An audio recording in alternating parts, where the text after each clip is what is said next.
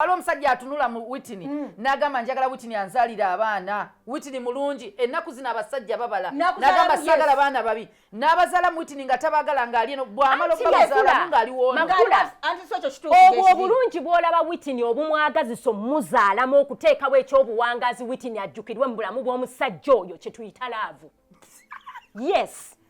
Kubanga the thing is tosobola kukkiriza labayo tosobola kukkiriza musajja kankubuulire ekintu kino ekyobuwanga kintu mwana si kintu kitono omuntu wayagalira okuzaala mu kitegeeza ayagala ekyobuwangazi ekigenda okubeera ekijjukizo kye gy'oli n'akuzaalamu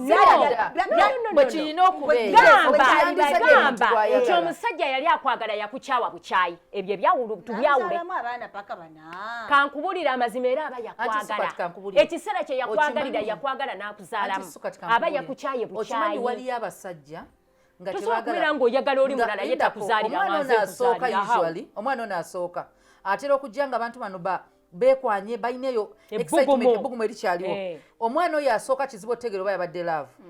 Omwana oyo asooka mpozi nga beewasizza ate naawo wewabeerera ddala laavu kubanga omuntu oba waakamufuna nedda si laavu.